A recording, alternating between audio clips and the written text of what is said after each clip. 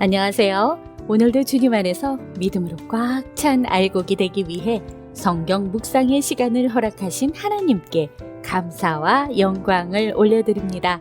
5월 12일 월요일 묵상 말씀을 시작하겠습니다. 인간의 권세와 결정 그리고 실패와 갈등 뒤편에서 하나님은 놀랍도록 정교하게 구원의 길을 예비하고 계십니다. 하나님은 보이지 않는 곳에서 일하시지만 그의 계획은 한 번도 실패한 적이 없습니다. 오늘의 제목은 잔치와 수치입니다. 아하수에로 왕은 자기 나라와 권력의 위용을 뽐내려고 큰 잔치를 베풀었지만 왕후 와스디가 자기 명령을 거절하자 고문들의 조언을 따라 왕후를 폐위해버립니다. 오늘 본문 에스더 1장 1절에서 22절까지의 말씀을 함께 듣겠습니다.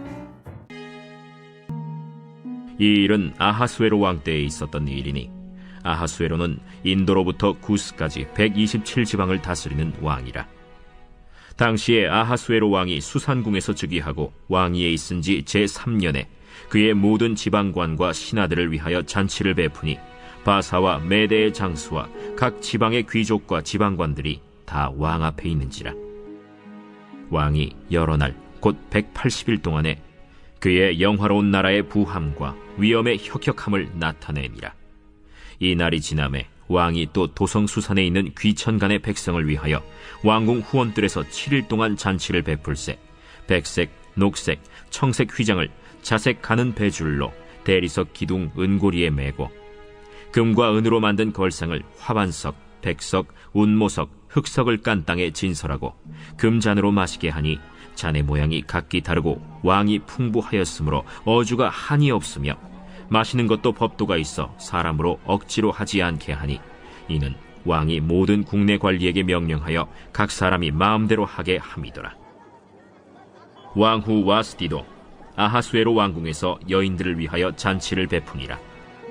제7일에 왕이 주흥이 일어나서 어전 넷이 무후만과 비스다와 하르보나와 빅다와 아박다와 세달과 가르가스 7사람을 명령하여 왕후 와스디를 청하여 왕후의 관을 정제하고 왕 앞으로 나오게 하여 그의 아리따움을 뭇 백성과 지방관들에게 보이게 하라 하니 이는 왕후의 용모가 보기에 좋음이라.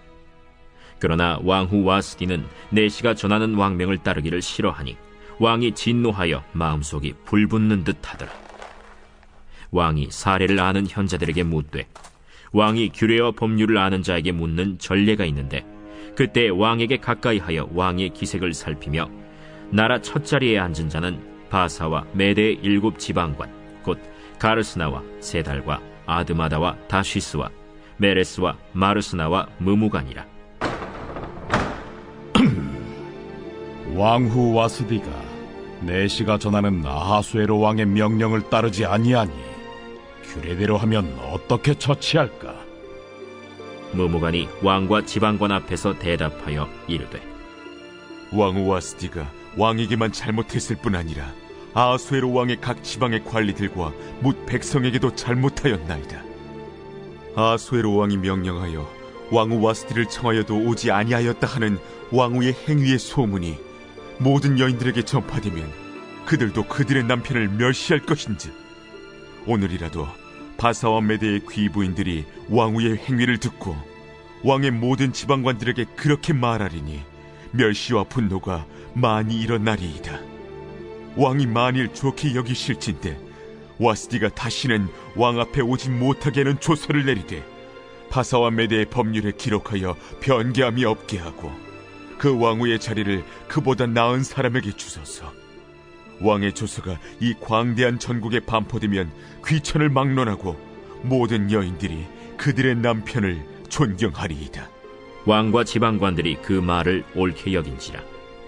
왕이 무무간의 말대로 행하여 각 지방 각 백성의 문자와 언어로 모든 지방에 조서를 내려 이르기를 남편이 자기의 집을 주관하게 하고 자기 민족의 언어로 말하게 하라 하였더라. 오늘 우리에게 주시는 교훈은 무엇일까요? 에스더는 별을 뜻하는 페르시아식 이름입니다. 에스더의 본래 이름은 하다사이며 히브리어로 백향목을 뜻합니다. 에스더서는 성경 전체에서 하나님의 이름이 한 번도 등장하지 않는 유일한 책입니다. 그러나 하나님의 섭리는 장면마다 깊게 흐릅니다.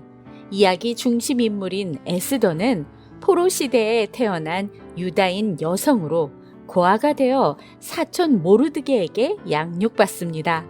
성경 에스더는 한 여인의 순종과 용기가 민족 전체를 구원하는 역사의 이야기입니다. 본문 1절에서 9절 말씀을 보시면 페르시아의 아하수에로 왕이 보여주는 세상의 권력은 화려하고 위대해 보입니다. 180일의 잔치와 대리석 궁전과 금잔과 보석 등 아하수에로 왕의 권세는 그 누구도 범접할 수 없는 것처럼 보여집니다. 그러나 그 웅장한 배경은 곧 권력의 공허함과 인간의 자랑이 덧없음을 드러낼 무대가 됩니다. 이는 인간 권세의 절정을 묘사함으로써 그 뒤에 전개될 하나님의 보이지 않는 섭리와 대조를 이루게 됩니다. 페르시아 제국의 왕이 중심에 있는 듯해 보이지만 사실 하나님께서 무대 뒤에서 모든 일을 주관하고 계십니다. 하나님이라는 이름을 직접적으로 언급하지 않으면서도 역사의 흐름을 다스리시는 분이 누구인지 알려주는 성경입니다. 우리는 겉으로 보기엔 강해 보이는 세상의 구조와 권력을 마주합니다. 그러나 믿음의 눈으로 보면 진짜 주권자는 하나님이심을 잊지 말아야 합니다. 세상이 아무리 크고 화려해 보여도 그 위에는 보이지 않는 하나님의 손이 움직이고 있습니다.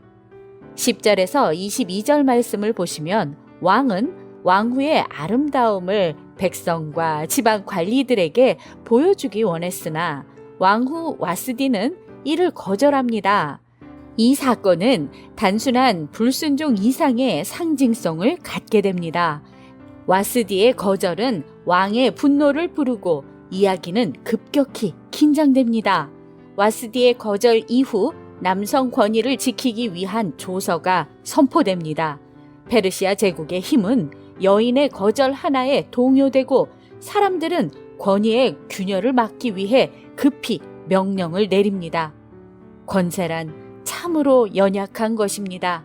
외양은 거대해도 중심은 협소하고 불안합니다. 조서의 목적은 질서의 유지였으나 아이러니하게도 질서를 유지하려는 인간의 노력은 하나님의 섭리에 이용당합니다. 에스더가 왕후로 선택될 수 있었던 것도 이 조서 때문이었고 이는 훗날 유대 민족 구원의 시작점이 됩니다. 하나님은 세속적 권력을 도구로 사용하시는 분입니다. 세상이 내리는 결정이 우리 눈에는 불합리하게 보일 수 있습니다. 하지만 믿는 자는 압니다. 모든 결정 뒤에는 하나님의 손이 있다는 것을, 그리고 하나님은 언제나 선을 이루시는 분이라는 것을 두려움이 아닌 믿음으로 지금의 상황을 바라봅시다. 기도하겠습니다. 하나님, 오늘 우리에게 주신 말씀대로 우리의 삶 가운데 이해되지 않는 순간들이 있더라도 하나님의 섭리 안에서 준비되어진 역전의 장면들을 기대하며 하나님을 신뢰하게 하여 주시옵소서.